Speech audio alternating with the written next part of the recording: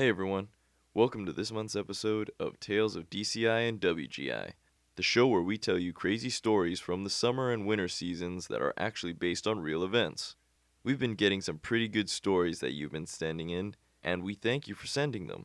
But lately, people have been messaging me and asking me if I, or anyone else on the staff, have any crazy stories from our seasons.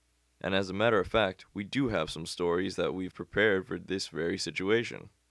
Now, as always on this show, some of the story is dramatized, the names have been changed to protect the identities of the people involved in these stories, and they're all from the view of the storyteller. So without further ado, let me start off with a story about one of our staff members' first day at a drum corps volunteer job from one of his early years. I give you a tale of DCI called The Convention Center. I was supposed to be part of a fundraiser for my group at a certain race at a convention center in a popular city by the beach was hosting. My dad and I had woken up early to be there at about 5 o'clock in the morning, so I can report in at 6 with plenty of time to spare. The gates were going to open at 7, so I needed to get there, report in, and help set up. We arrived at an intersection where people seemed to be reporting in, so I thanked my dad for the ride and I got out of the car. I walked up to a guy who seemed like he was signing people in. "Hi, how you doing?" I said, greeting the man, then continued, "I'm here as a non-profit volunteer. Can you tell me where I'll be signing in and working?" The man looked at me like he was puzzled, and said, "I didn't know we were taking volunteers, but I'm sure you can sign in over there." And he pointed at the parking garage behind me, towards another man at a table with a line of people in front of it. So I said, "Thanks," and I walked over to where the line was and stood in line. When I got to the front of the line, I told the guy my situation. He gave me almost the same look as the first guy. "I didn't know we were taking volunteers. This is the line for the people who actually work here in maintenance." Then he pointed east out of the parking garage and said, "You might need to go to the other side of the actual convention center by the show arena. If you head directly that way, you'll run right into it. Do you have an ID that says you're supposed to be here?" I shook my head, and the guy grimaced and said, "Well, you better be careful. There's security all over the place, and I don't know if they're going to believe you like I do." "Okay, do you think I could get some directions on what could be the safest route?" I asked. The guy took a paper he was giving out to the other workers and said, "Here's a map of the speedway. However, I don't know which route is the safest. Good luck." "Thanks," I said, putting the map away. Then I turned and started heading down what seemed to be the least conspicuous way at what I hoped was a normal pace. I thought about my situation, and I looked at my phone for the time. The clock said it was 5:30. They gave me 30 minutes to navigate across the speedway, avoid all security, and check in with my group. Piece of cake, I thought, running into the labyrinth that was the speedway. I made my way past an entertainment plaza with a Ferris wheel, then I turned left at a nearby intersection, and I headed towards the front of the convention center. And that's when my first problem came. As I was passing a pizza joint near the street I needed to go down, I heard a car coming from the east side of the street, and it was headed towards where I was. I ran through a gap in the racing barriers by the west side of the convention center and hid. When I had heard the car pass, I looked up to see a security car driving away. I breathed a sigh of relief and kept going behind the barrier, since I knew now the actual track was being watched. I discovered a back way that led me down a street that went under the convention center bridge, and I followed it until I came to a fence that spanned from the speedway barrier to the wall of the parking garage. On the other side of the fence was an entrance to the parking garage that led under the convention center, where I knew I would find a way through the convention center without detection. That is, of course, if I could make it past the camera that was monitoring the entrance. The camera was mounted on the middle of the roof of the entrance, and it was sliding its view back and forth. I knew that if the camera saw me climbing over the fence, it would bring unwanted attention. It was a tall fence, and I needed a quick way over it without detection. I watched the camera and saw that it had 2 blind spots, which were the top corners of the entrance. I looked up and saw a pipe running along the parking garage wall, over the fence, and around the corner of the entrance. So I took a running jump up the fence and made a small jump to the parking garage wall and grabbed the pipe. I pulled myself along the pipe and over the fence, where the drop seemed to be higher than when I first started out because there was an incline that led down into the parking garage. When I finally reached the point where I knew I was behind the camera's line of sight, I grabbed onto another pole and used it to slide down the wall inside the entrance of the parking garage. I ran into the parking garage and through a door that looked like an entrance and found myself in a hallway. I walked down the hallway, trying to look like I was supposed to be there as people walked by me. I ended up finding another door that said it led to another parking area. I went through it and found a smaller underground parking area and followed sounds that seemed like loading and unloading of crates. I went around the corner and saw the end of the parking garage and a small tractor-like vehicle with beer kegs on it leaving through an opening and some men walking away from the entrance. I walked towards the exit at a brisk pace because it was still kind of far away and I didn't want to run and draw attention to myself. But all that went out the window when I saw one of the workers hit a button on the side of the entrance and a gate slowly began to descend on the exit. I saw a man walk under the descending gate with the keys to the gate hanging off of his belt, letting me know that I was either going to go through the exit or I would have to double back. I bolted for the exit, running as fast as I could as the gate reached the halfway point of its descent. I saw a large flattened cardboard box on the ground just before the closing exit, and I dove on top of it, sliding on the smooth concrete and through the exit just as the gate closed behind me. I got up quickly and walked along the side of a moving truck as it was moving towards the other side of the convention center. The truck shielded me from the view of oncoming traffic and several other security guards. The truck eventually turned into a loading dock behind the convention center, and I walked towards the gate where a lot of workers seemed to be going and where I saw the tractor with the beer kegs went. I concealed myself in a crowd of people and walked in with them through the gate and down a side street that ended up leading me to a huge building that said Arena on it. So I knew I had reached the place, and it was not long before I met up with the group. As I met up with them, I looked at my phone and found that I was 5 minutes early. "You look tired. Where have you been?" they asked. And all I replied with was, "You wouldn't believe me if I told you." The end. That's quite a story, huh? Really shows how far a member would go to make sure they didn't let down the group and to get their job done. Now let's segue from the solo story to one that involves friends. This is another story from DCI about how if you leave some members unattended and they get bored, you know that shenanigans will ensue. This story outlines some of the total stupidity that could happen, and we call this tale of DCI the card game. My friends and I were on break as the staff was trying to figure out what to do with us next. We had accomplished everything we wanted to do that day, so they called a staff meeting and left us to our own whims. So I took out a set of playing cards, and my friends and I decided to play our own version of poker. In our own version, there was no betting. Instead, the guy with the highest hand punished the guy with the lowest hand, and the way the punishment was chosen was by drawing the top card from the remaining card pile. The cards had different codes for punishments. The even cards below 5 meant that the loser got his knuckles rolled.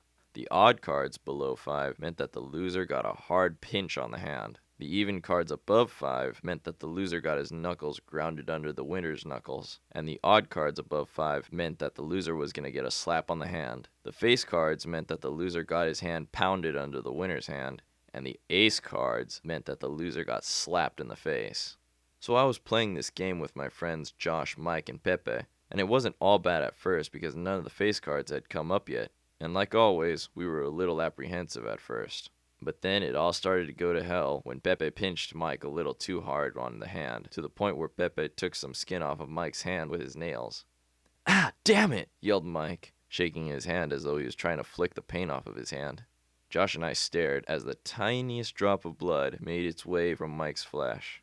Then we saw Mike look at Pepe, saying, "Okay, wetback. It's on now."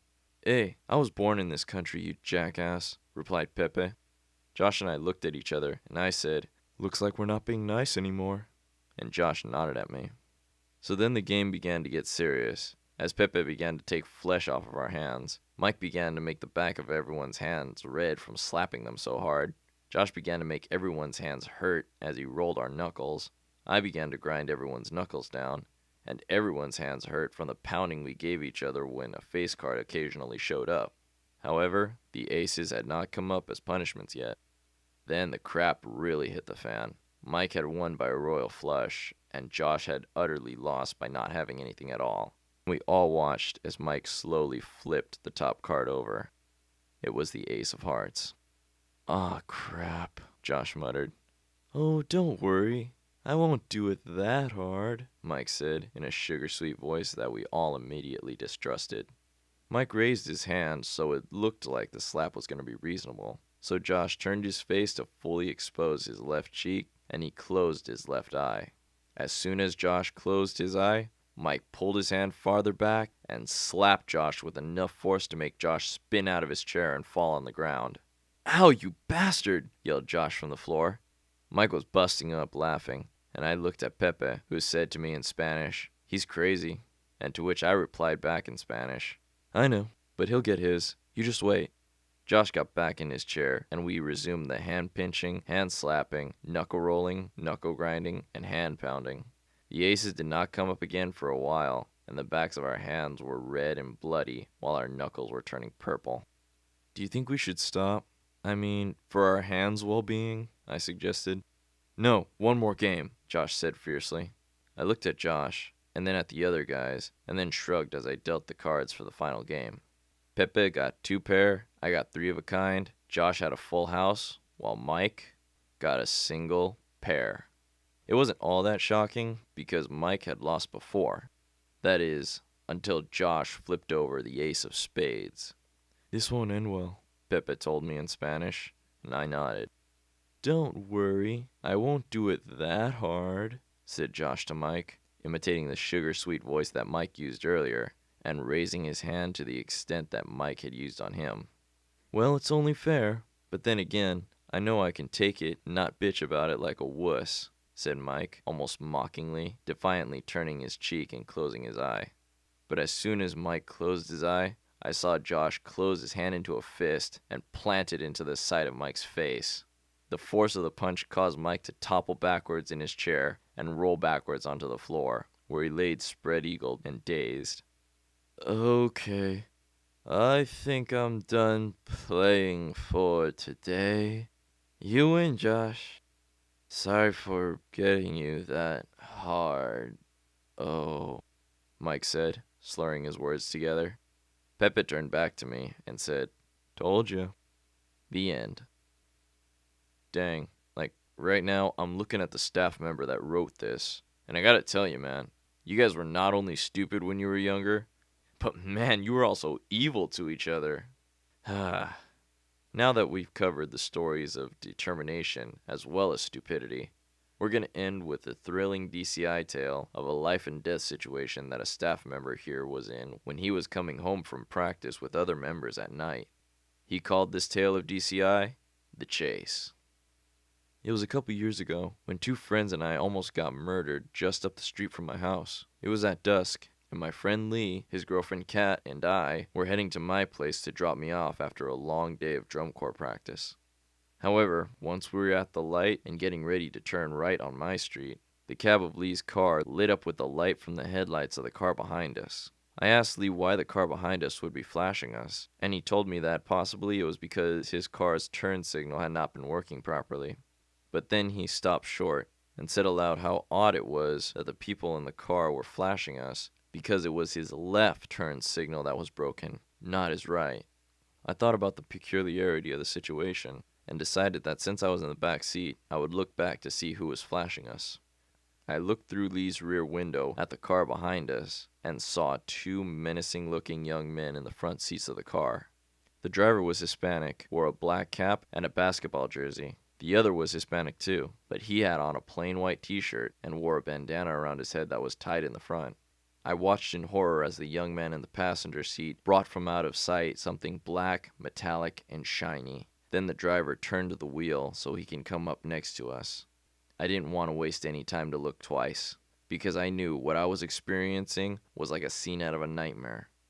These guys were gangsters, and this was the setting of many tales I had heard from people who witnessed killings that new gangsters did when they were being initiated into a gang. This is how it would go. The driver, who is already a member, does something noticeable, like flash his headlights at someone or intentionally leave his lights off at night.